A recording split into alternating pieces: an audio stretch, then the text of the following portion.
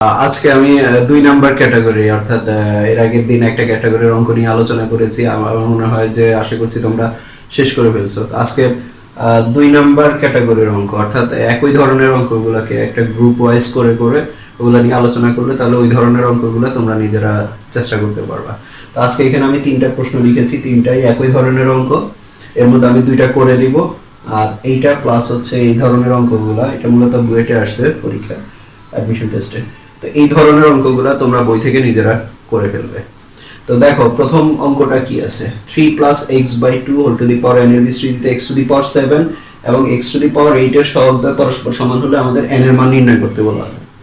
আর এখানে কি আছে, এই অঙ্কটাতে বলা হবে n টা দেওয়া আছে অর্থাৎ পাওয়ারটা দেওয়া আছে, আর এখানে বলছে এত 1 + x whole to the power 44 এর বিস্তৃতিতে 21তম এবং 22তম পদ দুটি সমান হলে x এর মান নির্ণয় করতে বলা হবে। অর্থাৎ এখানে n দেওয়া ছিল না, এখানে n দেওয়া আছে।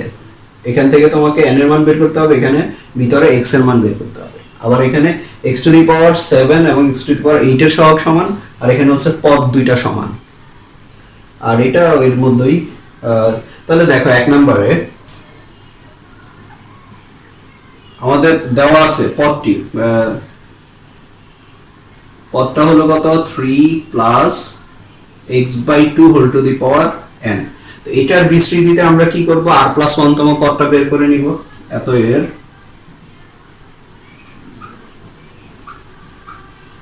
বিস্তৃতিতে r+1 তম পদ ইকুয়ালস টু কত আসবে,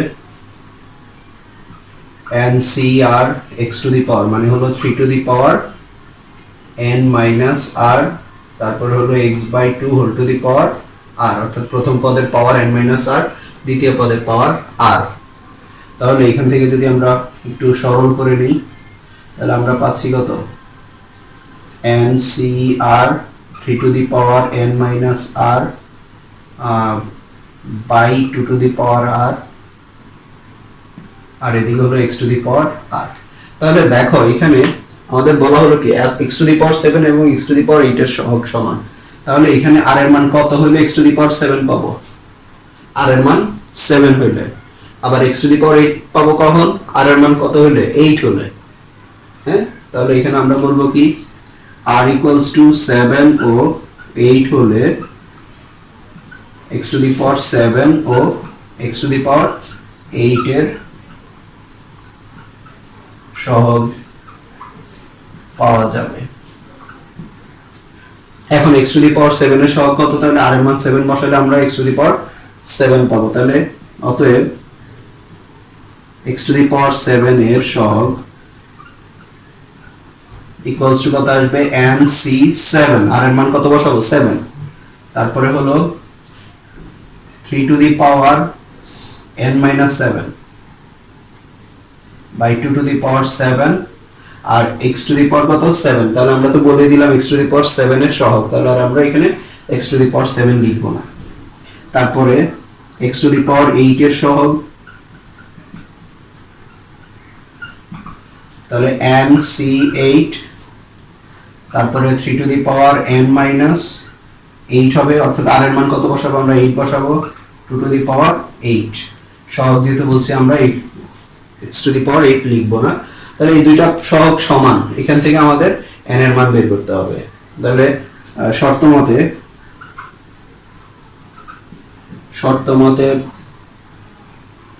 nc7 3 to the power n - 7 by 2 to the power 7 equals to nc8 3 to the power n - 8 by 2 to the power 8, বা তাহলে এখান থেকে আমরা কি পাচ্ছি, এখানে nc7, আচ্ছা nc7 কে আমরা যদি সূত্র ভেঙে লিখি তাহলে কি আসবে, ncr ইকুয়ালস টু কত, n factorial divided by n - r factorial into r factorial, এটা হলো ফর্মুলাটা। হ্যাঁ, তাহলে এখান থেকে n factorial n - 7 factorial 7 factorial, আর এখানে দেখো এটাকে আমরা লিখতে পারি কি এটা যদি আমরা এই পাশে নিয়ে যাই তাহলে ভাগ আকারে আসবে না,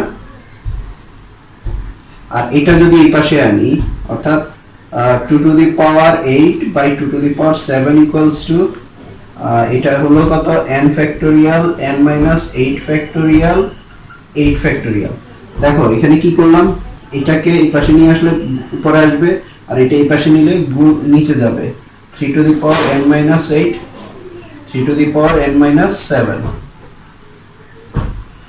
তো এখন n ফ্যাক্টোরিয়াল বাদ, তারপরে এখানে আছে n মাইনাস 7 ফ্যাক্টোরিয়াল আর এখানে আছে n মাইনাস 8 ফ্যাক্টোরিয়াল। তাহলে আমরা ওই যে প্রথম দিন কি আলোচনা করলাম 6 ফ্যাক্টোরিয়াল ইকুয়ালস আমি কি লিখতে পারবো 6 ইনটু 5 ফ্যাক্টোরিয়াল, অর্থাৎ 6 ইনটু অর্থাৎ যে যত ফ্যাক্টোরিয়াল হবে তত ইনটু তার থেকে এক কম ফ্যাক্টোরিয়াল। তো এখন এখানে আছে n মাইনাস 7 আর এখানে আছে n মাইনাস 8, তাহলে এটা কি বড় না, n মাইনাস 7টা বড়। তাহলে এটাকে আমরা লিখতে পারি কি n মাইনাস 7 ইনটু এটা থেকে এক কম ফ্যাক্টোরিয়াল অর্থাৎ n minus 8 factorial.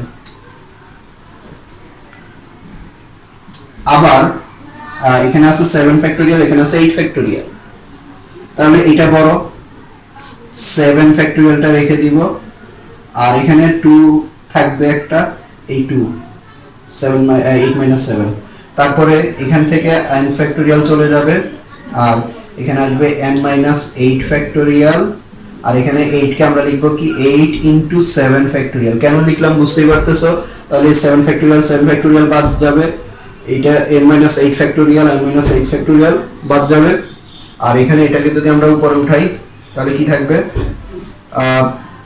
3 to the power কত ভাগ করলে n minus 3 to the power n minus 8 minus n plus 7, তার মানে কি 3 টু দি পাওয়ার মাইনাস 1, অর্থাৎ 3 টু দি পাওয়ার মাইনাস 1 মানে কি 1/3। তাহলে এখানে 1 বাই নিচে 3 আকারে 3 গুণ আকারে আসবে। এখন তাহলে এর পরের অংশ ইকুয়ালস টু এখান থেকে আমরা লিখতে পাচ্ছি, এখান থেকে থাকবে কি এটা চলে যাবে 7 ফ্যাক্টোরিয়াল যাবে, তাহলে থাকছে কি 2 by n minus 7 equals to 1/8 বা 2 by n minus 7 equals to 1/8 বা তাহলে n মাইনাস 7 ইকুয়ালস টু না এখানে 3 ও আছে, তাহলে 3 ইনটু কত আসবে 8 3 8 24 তাহলে এখানে আমরা পাচ্ছি কত 48। এখন অতএব n ইকুয়ালস টু কত 7 এর পাশে গেলে 55। আমাদের n এর মান বের করার জন্য বলা হলো, n এর মান আমরা পেয়ে গেলাম, এটা হলো आंसर। হ্যাঁ, এখন আসো 2 নাম্বারটা আমাদের পদ 21তম এবং 22তম পদ দুটি সমান, তাহলে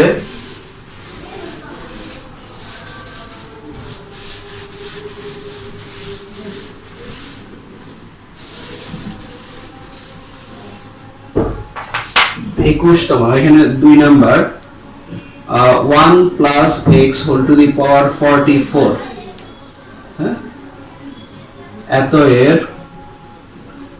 বিস্তৃতিতে